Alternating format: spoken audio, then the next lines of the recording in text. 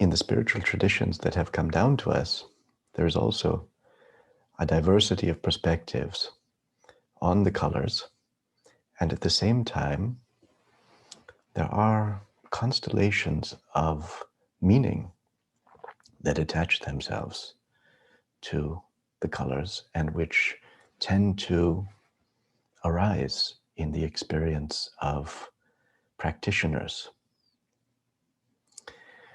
But we have to acknowledge that different cultures treat different colors differently.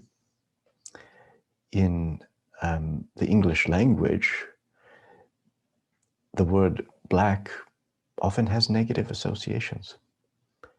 Black magic, the black market. These are examples. Many friends with us here today are from Turkey, where you have the word kara, which I believe has very different connotations, meaning black, but having a very positive connotation and often attached to names. Also, we find that these colorless colors have become associated with racial characteristics, which is to say degrees of melanin in the skin. And so we have an expression today, Black Lives Matter.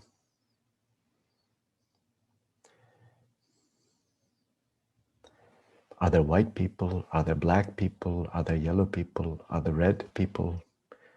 These are cultural constructions that have certain meanings. And those who have these different characteristics in their physical persona might experience those qualifications in different ways, sometimes questioning the color of one's own skin, sometimes celebrating it. Sometimes we judge other people according to a judgment about the degree of melanin in their skin. But God willing, through conversation, through friendship, through the study of history, through travel, we are all learning to connect at the level of the heart and overcome the kind of estrangement that sometimes enters into our mentality in relation to historical views connected with the skin, which then migrate even into our understandings of the colors themselves. The notion that one color is more noble intrinsically than another. If we suspend all of those judgments, does it mean that the colors no longer have an evocation? Do the colors no longer evoke an inner landscape and an experience of revelation? Are all colors then relegated to the same category of, as it were, meaninglessness? It need not be so, I would propose. We can respect all skin tones, all ethnicities, all races, and at the same time see that phenomenologically, colors evoke experiences in us that derive from nature itself, that derive from the landscape, that derive from moving from the interior of the room into daylight, moving from night into day, experiences that derive from taste and touch and hearing and seeing, and that unfurl lataif, that unfurl capacities, organs within our subtle bodies that bear a certain relation to the frequencies suggested by the colors around us. There's a resonance. Certain centers within us resonate with certain modalities of light. And that's what the mystics have been charting down the centuries.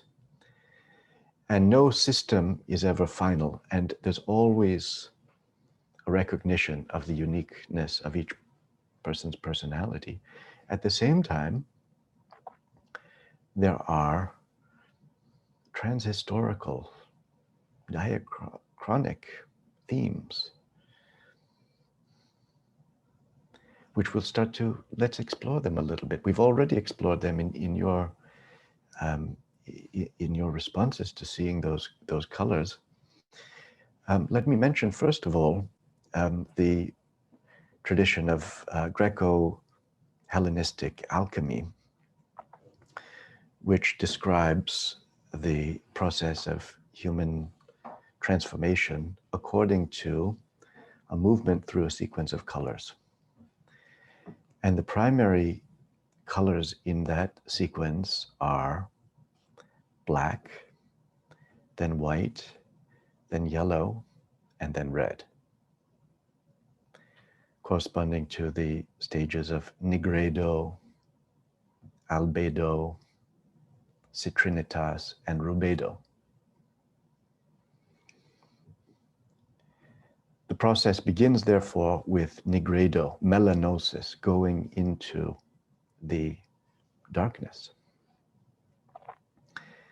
And in fact, this isn't an understanding that is exclusive to alchemy. In the annals of the experiences of many who have entered into interior contemplation, one of the first perceptions on turning within, on isolating oneself, is of a kind of palpable, murky darkness, a shadowy state, churning, roiling.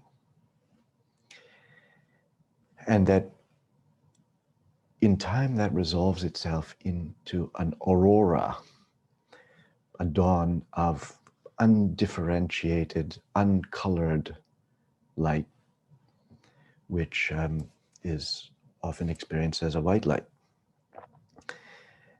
And with further practice, that white light begins to resolve itself into color in the manner of a manifestation. And the first glimmering forth of color from that whiteness is the tint of yellow. It's a kind of a ripening of the white. And it becomes, so to speak, full-bodied and full-blooded in the color red. So this is the general arc of alchemical color theory, and of course the alchemists down the ages have elaborated on that paradigm to a considerable extent, including mention of various other colors. But what is notable in the tradition of Sufism, particularly that lineage that we in the Inayatiyya have inherited, and which bears the legacy especially of Sheikh Najmuddin Kubra and the whole Central Asian school of Sufism, is that in the Sufi experience, the black light is experienced at least twice, not only at the beginning, when the experience is murky and tinged with a fiery red, but also at a deeper level, when black reappears as the midnight sun, as the luminous dark. So one really has to speak of different modes of darkness. There's that uh, confused, murky blackness that happens when one is sorting through one's consciousness and coming face to face with shadows that one has repressed. As Murshid says, to find water, one has to dig through a lot of mud. So there's a kind of blackness there, but there's another kind of blackness, which is a lucid black that reveals itself and in fact engulfs the whole universe in its black luminosity, and which bespeaks the fact that that there are experiences of light that are found by turning back from the most obvious frequencies, the glare of daytime sunlight. They're finer, more pervasive, more profound dispensations of light that are discovered in darkness. So there's very much more to be said about all of this, and in some of our coming gatherings we'll come back to light and darkness and the further colors beyond rubedo. In some of our retreats also we delve very much into these things, and we have an upcoming retreat where likely this will be part of what we do. I won't linger too long for the moment on the succession of colors, but I will say that you find this reflected in the poetry of the Sufis, and that poetry often illustrates the divine being in the guise of a beautiful person, the beloved, the face of the beloved. And according to this symbology, the different features of the beloved convey different aspects of the divine nature. So one aspect of the blackness of the divine nature. Now, mind you, this poetry was produced in Persia, where people have, for the most part, black hair and fairly pale skin. Now, should such a metaphor be worked out in another part of the world, perhaps a different a kind of symbolism would be used. But in this aesthetic vision based on the people of the place in which this poetry was produced, the tresses, the zulf, the curling locks of the beloved are a kind of veil. They're long, they're curling. It's easy to become tangled in them. It's easy to become lost in them. They seem to go on forever. They veil the face. They take you into night and darkness. And Hafiz, in one of his ghazals, says this: all the long night we talked of your long hair. That curling tress that just goes on and never ends. Shabistari, in his Rose Garden of Mystery, says the tail of the beloved's tress is very long. And Lahiji, the commentator on Shabistari, says the length of the tress alludes to the annihilation of the restriction of created beings, pluralities, and determinations. So these dark tresses represent an experience of fana, an unraveling, as it were, of the determinations, the way in which this world is, in our perception, bound up. Everything is, as it were, a knot. Everything is being knotted up, um, and fashioned into a fixed form. Although no fixed form can have any kind of permanency or ultimate reality, because everything exists in relation to everything else. So it's more our perception that produces this world of things, each one, fixed and specific to itself and bounded. And if we could see from another point of view, the fixity would unravel. So the tress is the experience of the unraveling, the annihilation of the restriction in identities and in perceptions. And so that's the experience of, is a kind of losing of self. And there's a blackness in that losing of self. And then beneath the tresses, what is revealed is the face, which is gleaming, glowing under those curling dark locks. And that the cheek, Lahiji says, is the place of manifestation of the perfections of the names and attributes. So there's a losing of the self, a manifesting of the divine being, that, white, the white color suggests the beginning of manifestation. Like dawn is this advent of a white light that fills the sky. And so manifestation comes, and that white light then lends its light to all things, bringing out their color. And this is the divine creative presence in the world. But then there's a second, Lahiji, well, Shabistari and Lahiji point out a second blackness.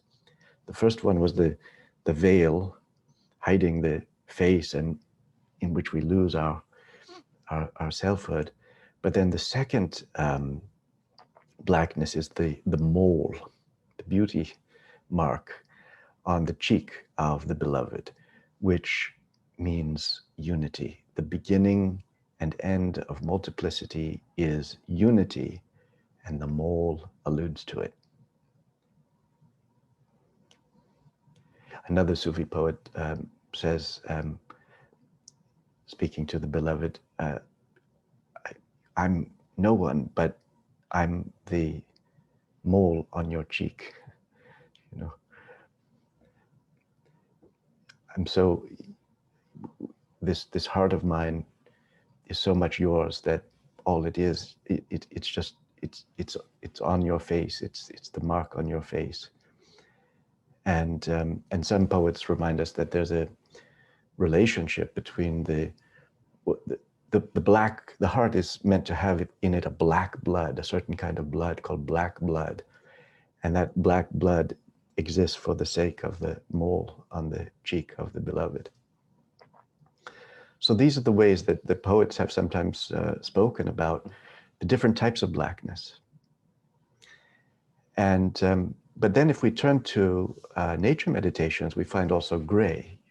You don't find it as much in alchemy or even in the Sufi poetry, but Murshid talks about gray, and I could see that a number of you were responding to gray as something that actually is endearing and comforting.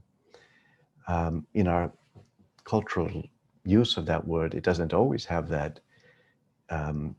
that connotation. Sometimes to speak of gray is to speak of something neither here or there, apathetic, even depressing. But gray can also be comforting in an interesting way. And gray, as some of you commented, gray, black and white are fundamental to the manifestation of light. And there had to be gray then. There had to be this conjunction, whether it's a chiaroscuro, in which the contrasts are etched and the world comes into being through contrasts, or whether it's a kind of middle ground in which the opposites are perfectly balanced in a kind of reconciliation. Gray is a synthesis or a contrast. And today, well, nowadays in Richmond, it's all around us. It's the winter color. The sky is gray, the trees are gray, the river is gray, the roads are gray, the buildings are gray. We're immersed in gray. And uh, some folks find themselves a bit lost in the gray and eagerly look for the advent of green. But on the other hand, Murshid says in nature meditations, gray is for the assimilation of all troubles and anxieties. So what if one were to, as it were, put aside preconceptions about gray? Sometimes we have a certain reaction to a color, and that says something. But it's interesting also to bracket those reactions, acknowledge them, experience it, but also say, what if I take a new look? You know, so we talked about that in relation to rain. You know, we have the attitude, if it's raining, it's bad weather. What if we just put that aside for a moment and say, suppose I just go out in the rain and see what rain is in and of itself, aside from all of my presumptions. So we could do that vis-a-vis gray. If it's a gray day, let me just give myself over to the gray, be in the gray, rest in the gray, move in the mist, in the atmosphere of concrete and slate and granite and iron. Just give yourself over to it. So Murshid says also that you know, the color, in a way, ether is beyond all color. But if you had to attribute a color to ether, the fifth element, he says it would be gray, because gray, you can think of anything you like. It's got black and white, it's got all of the colors. It's somehow everything and nothing. That's gray. Now, what about black? Well, black absorbs all the frequencies of light. It doesn't reflect. You know, other colored objects reflect back some frequency. They don't absorb it. They let something bounce off. But black doesn't let anything bounce off. It just absorbs it all. So black is like a black hole. It sucks you in. It's a portal to interiority. It absorbs. So you think of night, shadows, caverns, obsidian, ebony, the pupil of the eye, charcoal, crows, sleep, mystery, depth. How could we do without the black in our life? Now, when the alchemists speak of Negredo, that first stage, well, it can be a frightening stage. Is there any wonder that there aren't so many conscious travelers on the spiritual path? People shy away. Why? Already in the early stages, you meet your shadow, you meet what you haven't come to terms with, you meet the prospect of death. The mystic path is muntu qabalan tamutu, die before you die. You're going to meet that, and sooner rather than later. Actually, it's a spiral. You'd keep spiraling back to it, but already at the beginning, it shows up in the most visceral way, and it's frightening. And so alchemists speak of Negredo in connection with skeletons, skulls, the angel of death, Saturn with a scythe, the eclipse of the sun and moon, a beheaded king or bird, crow's head, severed head, night, crow, raven, coal, pitch, ebony. Have you had some of those encounters? I suspect you have. But then what is white? Well, white reflects, just as black takes in all of the frequencies and absorbs them, white reflects everything back, gives everything out. It just keeps reflecting. And so you think of a white hole just pouring out into the universe, manifesting, bringing out manifestation. The black withdraws, the white manifests. So bright light, sand, bones, ice, snow, white of the eye, eggshell, milk, purity, innocence. These are all things that we tend to associate. And the alchemists mentioned the moon, the virgin, dove, snow, swan, white rose, white lily, alabaster, marble, the Elysian fields, salt, ash, silver, white foliated earth. Now, in our Western culture, there are many positive associations with white, but that isn't always the case. And I don't know if some of you have read Moby Dick, Herman Melville's great novel, but there's a whole chapter on white in Moby Dick that is fascinating because it describes Ahab's mania, the mania that drives him to chase after the white whale.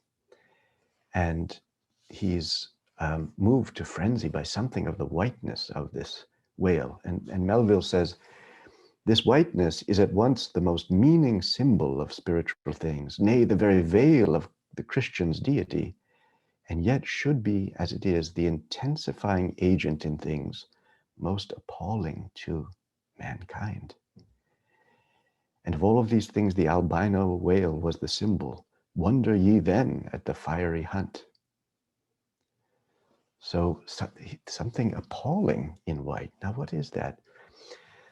Well, from an alchemical Sufi perspective, you could see that white concerns manifestation. After turning within and going into the darkness, you reach that aurora of light that's yet undifferentiated, uncolored. So there's a movement out toward manifestation into life, but not yet the familiar world we know. Still very almost tentative, still very simple, unpersonal. And the disjuncture between that personalness that we that is familiar to us and our attachment with the form of our personality, face to face with the almost incoherence of that vast, boundless, glaring white light, it could create a kind of dissonance. So at every stage of the path, there are openings and also disquietudes connected with the epiphanies that the mystic is going through. It happens in the darkness, it happens in the whiteness, it happens at every stage. There's always something that one is drawn to and also something that challenges us in our being. So Murshid says, really, you know, in the encounter with the white light, what it is contacting something at the essence of one's being, something primal and yet unknown. So it's, on the one hand, it's profoundly attractive and familiar, and at the same time strange. And Murshid alludes to this when he says, really, we are so big that if we should see ourselves, we should be frightened and want to run away from ourselves. If you saw your full self, your true self, face to face, Murshid saying, you'd run away. You'd turn and run in terror. So what is the path? Step by step, gaining the acquaintance that will allow us to not run from ourselves anymore, or not have to chase the white whale.